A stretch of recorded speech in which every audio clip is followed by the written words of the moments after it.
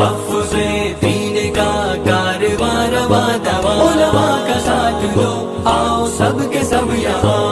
ہم لوگوں نے، بہت معافی کے ساتھ کہتا ہوں، ہم لوگوں نے دینی خدام کو اپنا خادم سمجھ رکھا ہے۔ خادم ہے لوگوں کا، کام ہی کیا ہے صاحب؟ مسجدوں کا کام ہے، امامت کرنا کام ہے ان کا، مؤذنی کرنا کام ہے ان کا، تنخواہ نہیں دے رہے ہیں کیا تنخواہ دیتے ہیں آپ لوگ؟ کیا تنخواہ دیتے ہیں آپ لوگ؟ ایک امام، ایک بیچارہ ٹیوشن پڑھانے والا آپ کے بچوں کو پڑھانے کے لیے آتا ہے تو آپ کیا تنخواہ دیں گے اس کو؟ کیا قرآن کی، کیا حدیث کی، کیا دین کی کوئی قیمت لگا سکتے ہیں آپ؟ کس کی مجال ہے کہ قرآن و حدیث کی قیمت لگا سکے؟ لیکن بڑا احسان کر دیا آپ نے، امام کو تنخواہ دے دی تو یہ سمجھ رکھا کہ صاحب تنخواہ دی ہم نے۔ تنخواہ کبھی غور کیجئے معنی پر۔ تن کے معنی جسم کے ہیں اور خواہ کے معنی چاہنے کے ہیں۔ ایک جسم کو جتنی ضرورت پڑتی ہے اس کا نام تنخواہ ہے۔ کبھی غور کر لیں ہم نے دینی خدام کو کیا تنخواہ دیا؟ ہمارے اپنے گھر کے اخراجات سے دینی خدام کے اخراجات کو بھی کبھی کمپیئر کر کے دیکھیے کہ ان کی ضرورتیں کیسے تکمیل پاتی ہیں۔ مسجدوں کی کیا تنخواہیں ملتی ہیں امام کی اور مؤذن کی، اور دینی خدام کو، ٹیوشنز پڑھانے والوں کو کیا آپ دیتے ہیں؟ آپ کے گھر کے اخراجات کا عالم یہ ہے کہ ماہانہ 30 35 40 ہزار میں بھی رونا آپ کا برابر برقرار ہے، اور دینی خدام کو 8 10 ہزار 15 ہزار تنخواہ دے دی تو یہ سمجھتے ہیں ہم نے فرض ادا کر دیا۔ بیماریاں ان کے گھر لگی نہیں ہیں؟ کیا ضرورتیں ان کے پاس نہیں ہیں؟ کیا شادی اور ضرورتوں کا مواقع ان کے پاس نہیں ہے؟ میرے بھائیوں، یہ وقت کی نزاکت ہے، یہ دینی خدام کو اپنا مقتدا بنائیے، احترام کیجئے ان کا، اور جب تک احترام نہیں ہوگا خدا کی قسم دینی ماحول اور مزاج ہم لوگوں کے اندر نہیں آئے گا۔ میں یہ نہیں کہتا کہ دودھ کے دھلے ہیں سب، غلطیاں ہر دو سے ہوتی ہیں، ہم سے بھی غلطیاں ہوتی ہیں، اور ہماری اپنی مجلسوں کے اندر اس کا باضابطہ مذاکرہ ہوتا ہے۔ ایک امام صاحب اگر اپنے فرض منصبی میں کوتاہی کرتے ہیں تو کبھی دل بڑا رکھنا چاہیے کہ صاحب ان کی بھی ضرورتیں ہیں۔ ایک مؤذن سے اگر اس کی ضرورتوں میں تکمیل میں کوئی کوتاہی ہوتی ہے تو یہ سمجھنا چاہیے کہ وہ بھی انسان ہے، اس کے لیے بھی کچھ ضرورتیں ہیں۔ ایک گھر پہ پڑھانے والی ٹیوشن استاد اگر آپ کے گھر پہ کسی ضرورت سے نہیں آتا تو یہ سمجھنا چاہیے کہ وہ بھی ایک انسان ہے، اس کی بھی کچھ ضرورتیں ہیں۔ لیکن دینی خدام کو ہم نے اپنا نوکر سمجھ رکھا ہے، اوپر سے لے کے نیچے تک سب اٹھا کے بول دیں گے۔ یہ ادب و احترام نہیں ہے، یہ خدام ہے دین کے۔ آپ اپنی نماز ان کے پیچھے پڑھ رہے ہیں، امام کے پیچھے اپنی نماز پڑھ رہے ہیں آپ لوگ۔ اللہ اکبر کہہ کے جب آپ تحریمہ باندھتے ہیں تو مسلک کے اعتبار سے آپ سے لا غلطیاں ہو جائیں نماز کے اندر، لیکن سجدہ سہو آپ کو لازم نہیں ہے، اور وہی اگر ایک امام سے غلطی ہو جائے، آپ کہیں گے صاحب میرے سے غلطی نہیں ہوئی، امام سے ہوئی، میں سجدہ سہو نہیں کروں گا، آپ کی نماز نہیں ہوگی۔ امام کو جب آپ نے اللہ اکبر کہہ کر تحریمہ باندھ دیا تو آپ نے اپنی نماز کو امام کے حوالے کر دیا۔ اب آپ اپنی مرضی نہیں چلا سکتے، امام رکوع کیا تو رکوع، امام سجدہ کیا تو سجدہ، یہ حال ہے امام کا۔ اور ہمارے پاس اماموں کا مقام و مرتبہ کیا ہے؟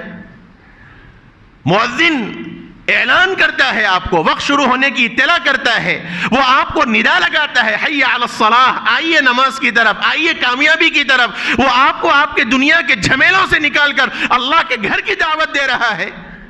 اور ہم نے مؤذن کا کیا مقام و مرتبہ رکھا؟ ایک استاد گھر پر آپ کے بچوں کو پڑھانے آتا ہے تو وہ صرف قرآن نہیں پڑھا رہا ہے، وہ صرف دینی ماحول نہیں فراہم کر رہا ہے، بلکہ وہ آپ کے بچے کو دینی تربیت کر رہا ہے، وہ آپ کے بچوں کو مرتد ہونے سے، وہ آپ کے بچوں کو دین بیزار ہونے سے بچا رہا ہے۔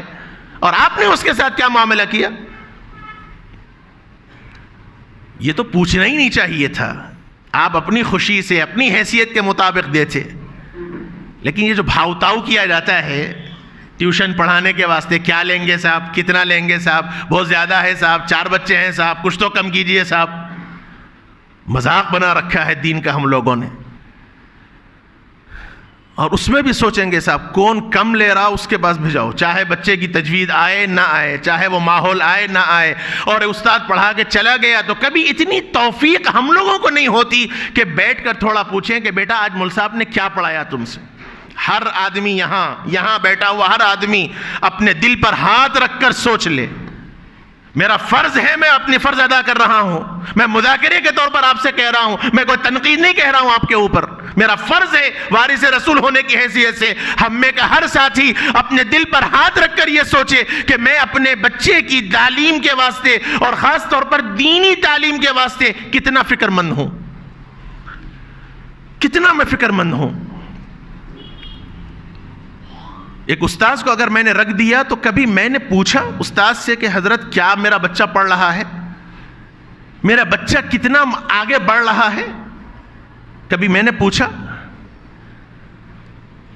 استاذ اگر لاپرواہی کر رہا ہے تو وہ بھی انسان ہے، لاپرواہی اس سے بھی ہوتی ہے، ہمارا کام ہے ادب کے دائرے میں رہ کر ان سے بھی بات کی جائے کہ مول صاحب اتنا وقت ہو گیا بچہ آگے نہیں بڑھ رہا، کچھ خیال کیجئے۔ یہ چیزیں ہمارے پاس نہیں ہیں تو پھر ادب کہاں سے آئے گا ہماری اولادوں میں، دین کہاں سے آئے گا؟ آج بچے بلوغت کی عمروں کو پہنچ رہے ہیں، بلوغت کی عمر کو پہنچ رہے ہیں، بالغ تک ہو جا رہے ہیں بچے، لیکن ان کو غسل کے فرائض نہیں معلوم ہے۔ یہ سچی باتیں میں کہہ رہا ہوں آپ سے، کوئی فرسودہ باتیں نہیں کہہ رہا ہوں۔ غسل فرائض، غسل کن چیزوں سے واجب ہوتا ہے، غسل کس کو کہتے ہیں، غسل فرض کیسے لیا جاتا ہے، یہ نہیں معلوم۔ ان کو بس یہی معلوم ہے گھر میں بابا نے شاور لگا دیا، شاور کھول دیا، ٹھہر گئے، نہا لیے، ختم۔ لیکن غسل میں نیت بھی ضروری ہے، کیسے غسل ہونا چاہیے، غسل کے آداب کیا ہیں، نہ باپ کو اتنی فکر ہے کہ وہ اپنی اولاد کو سمجھا سکے، نہ استاذ کو باپ نے بتلایا کہ میرا بچہ قریب البلوغ ہے، ذرا آپ اس کی فکر کریں۔ یہ ضرورت ہے میرے بھائیوں، خاص طور پر اولاد اور اولاد میں بھی لڑکیوں کی بہت تربیت کی ضرورت ہے، اپنے گھر میں دینی ماحول کو پیدا کرنے کی ضرورت ہے۔